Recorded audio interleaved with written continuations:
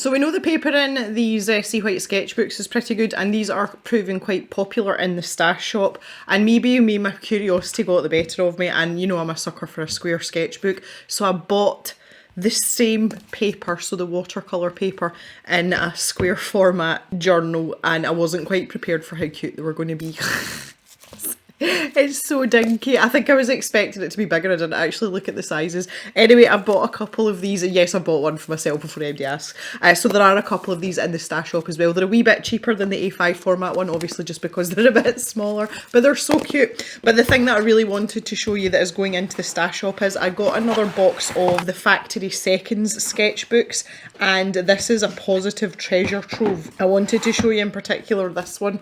Look at the cover on this. And there's absolutely nothing wrong with this. This is standard Sea White 140 GSM sketch paper, and it's just perfect. But look at that for a cover. And there's also this one here as well. This is A4 size. This is a little bit bigger. And these are going to be in the stash shop for much cheapness. You know, I'm talking like less than the price of a cup of coffee. So if you'd like some good quality paper, but maybe don't want to fork out for an entire sketchbook like this bad boy, like what are we going to do with this? I don't know, but we could do something fun. Then you can head over to the stash shop and take a look at the Factory Second sketchbooks, because there's quite a selection there. Anyway, onward with the video.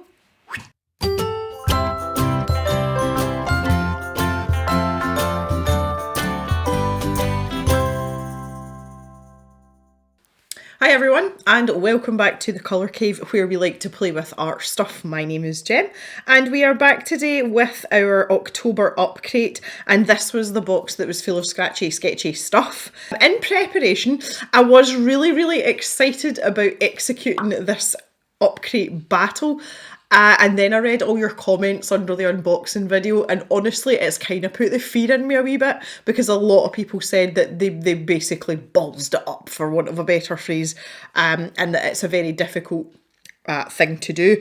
Not confident. I have been through the bottle post and I had a little shot with some of the different etching techniques there, so you can see all the little exercises that I've done. That was quite helpful, and I used some of the ink just so that I could have have another go at it, kind of thing.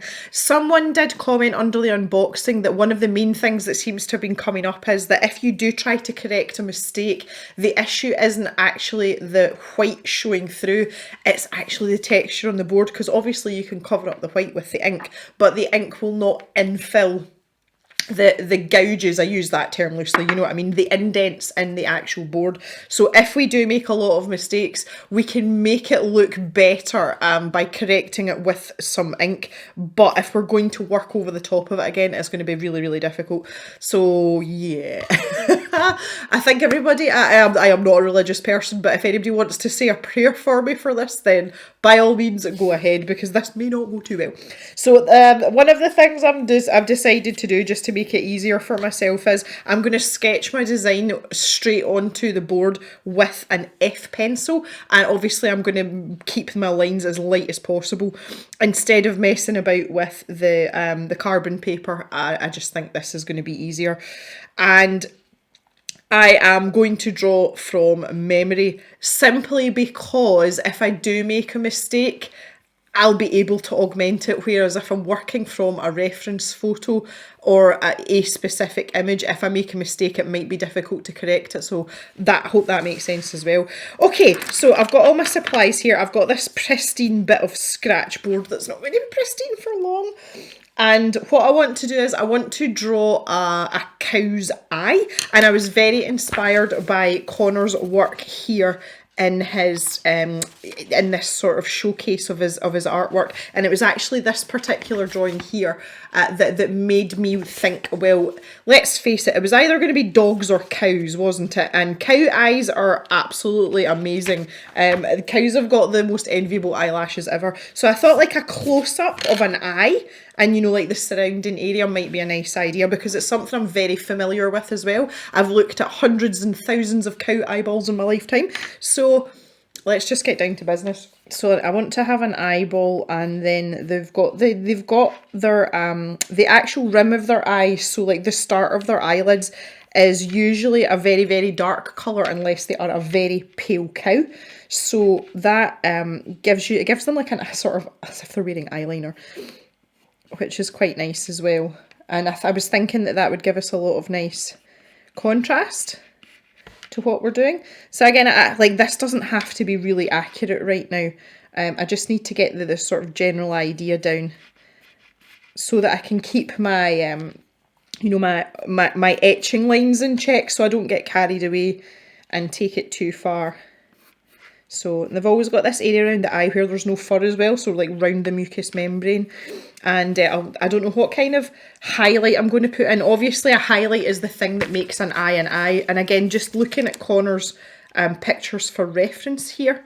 So all of these animals have significant highlights in their eyes, and that's what makes, you know, brings them to life. So I'll think about that later though. I just want to get the sort of bits and pieces down here.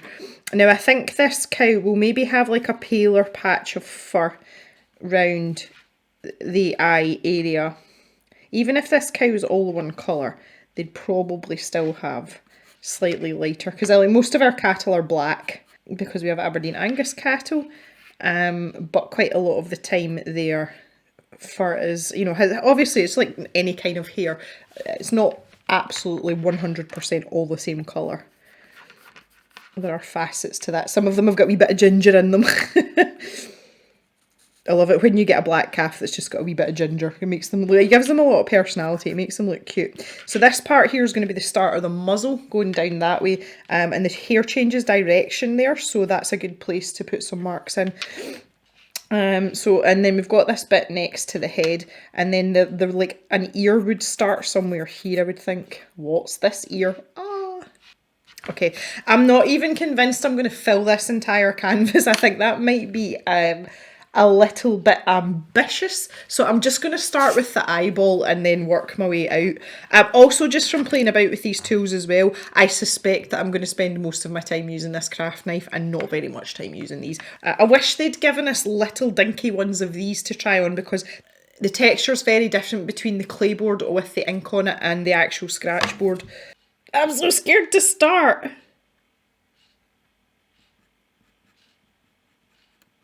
Yeah, this texture feels really different. Oh, I can't even. Okay, one of the main differences I'm seeing straight away is the difference in the starkness of the paper. The starkness of the board. I'm hardly pressing at all, and this is coming up a lot whiter than it did on the clay board.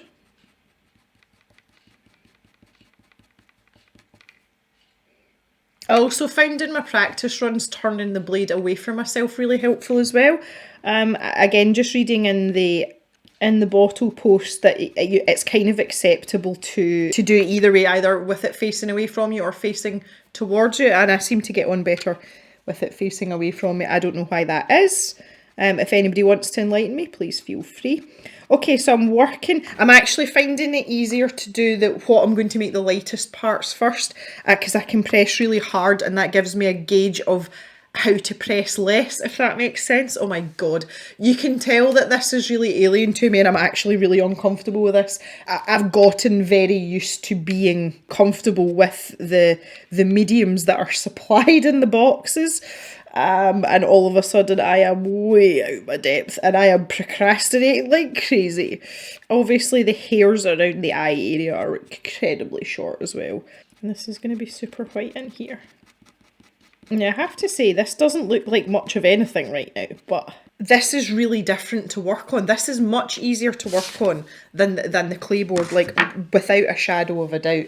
I am finding this much easier. I'm interested to find out how to make it look less, make it look smoother. I suppose it's just going to be a combination of hatching techniques, isn't it? Holy Mrs. pieces to this. Now, technically, I should really enjoy this because I like to take my time, and my favourite medium is colour pencil, which is chronically, notoriously slow. Do you know what's quite interesting? I've just sat back from this. I can actually see the eye forming already. That's quite quick. Okay, I'm kind of getting into this. All right. These lines here. This is the start of the eyelashes. And whether you like it or not, one of the things about cows is they've always got a little bit of eye snot. It's just one of those things. Okay, right, okay, so I'm going to go back up here, and this was like my really light lines. I'm trying to program the muscle memory for the pressure here, and it's really easy to, like, this is an excellent lesson in pressure control, and it's something that I talk about quite a lot with coloured pencil. And yeah, as someone who has motor function complications, this is actually really good for me.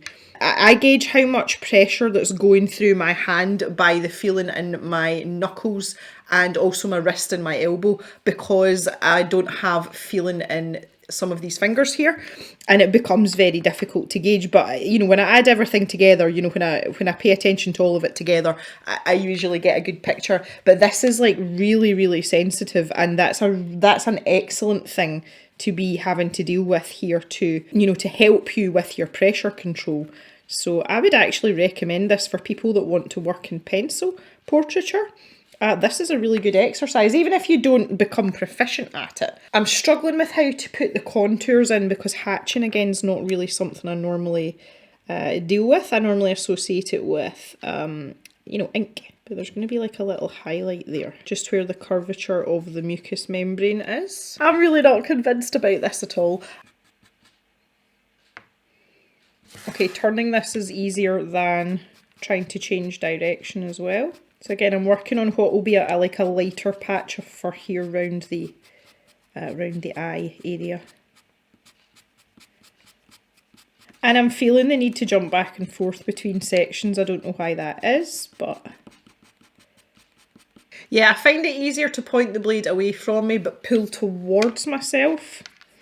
Again, I don't know if that's normal or not, but one of the problems here is the direction of the fur. There's a lot of change of direction in fur around an eye, so the birling round, you know, the turning of the canvas or the board here is quite important to me, so that I get it right. Because again, at that tear duct, that's the point where hair changes direction from going down the way to out the way and up the way. If anybody has ever drawn the hair on a cat's nose as well, or a dog's nose, that's same situation. It's not ideal. Yeah, when I start pushing away from me, I'm getting much harder lines, which is what I don't want. This could be the eye of any animal at this particular juncture, which is kind of annoying me. I'm actually thinking that my sketchy style of line work with a graphite pencil might be helpful here. Got to add in the eye snot, guys. I'm getting on excellently with the fur, which I fully expected, because again, something I do in colour pencil, and this motion here is very familiar to me. It's very comfortable. I just want to deal with this part here, where the fur's a bit of a riot.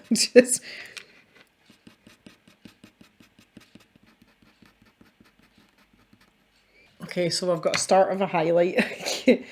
I'm not sure that that's the way I want it to stay. I'm also not entirely happy with the shape of the eyeball down the bottom here, so I'm just going to add in some more hatching to what would be the bottom line of the eyelid, just to change the shape of it a little bit. That's a bit better. It's still quite round, so it's a surprised cow.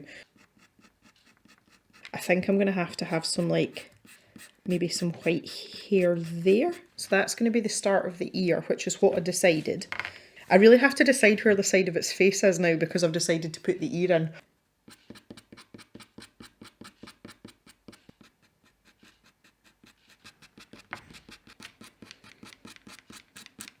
So one of the things that's getting me about this here is I'm learning a lesson very quickly about the difference between pressure and layers, and you're kind of having to gauge when is a time to press hard and when you're going to get what you want by layering it up. It's a bit like thinking about the tooth of a paper. Like, obviously I'm going to relate it back to coloured pencil, but if you have a medium tooth paper, there's only so many layers of colour you're going to get down on your paper before it won't take any more colour. And it's kind of the same here, because every time you make a mark, you're taking a gouge out of this board. So there's only so many times you're going to be able to go back over it before it starts to deviate your knife from where you want it to go and start making a mess, basically. My thing here is I don't really want to bring this white hair, you know, the really white hair, too far round, because it's going to take away from the position of the eye and the head. I kind of wanted it for contrast. Okay, I want to make these like super light baby marks here that I've done all the way around. Unfortunately, I don't really trust my hand to do this consistently, so I'm just gonna have to get on with it and just take whatever comes and just concede, because the chances of me having a wayward slip, my hand spasms, usually it makes me drop things, but there's every chance that it's going to leave a much heavier mark if that were to happen. I suppose that could be quite entertaining, but if I was trying to do something serious, it might be quite frustrating as well. But I'm just going to try here, and I'm going to try and keep my hand as steady as possible. And one of the things I've learned over the years, because the operation, the surgery that I had in my hand that's caused this, it was a long time ago. It was years and years ago. So over the years, I've kind of developed my own coping mechanisms, and sometimes you just have to see the humour in things, you know.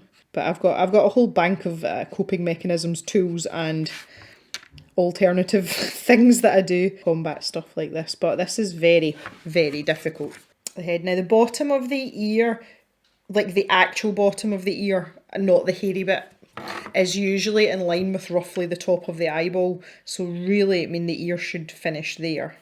And then the head's going to come down here. I love how that I've got really ambitious and I'm filling out this whole canvas and I had no intentions of it. So that's going to be a rough curve there. I don't know how accurate that's going to be, and at this point I'm not really going to get too fussy about it, because I think I'm punching above my weight here a wee bit.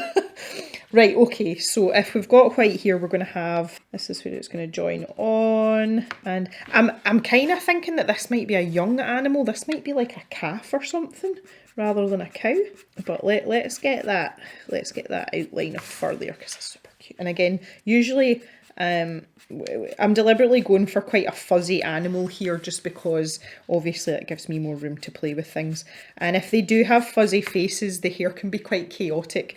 We have several cows, including Agnes, who's my pet cow, and just the breeding that they've come out of, they've all got like a tuft of hair at the top in their foreheads here, so they've all got different hairdos. They've got quite wayward hair, and it's really funny in the winter when they've got their big thick winter coats, because they look ridiculous. Like, you can actually go and style their hair. So I'm kind of trying to bear that in mind. If anyone's ever seen long-haired guinea pigs, you know what I'm talking about. They're hilarious. Right, there we go. So that's me got a rough shape of the side of the face there. So that's kind of like putting things into perspective for me. The ear is now out of proportion, but I'm not worried about that right now. I just want to focus on getting this done. I'm just trying to think of the contours of a calf's face now.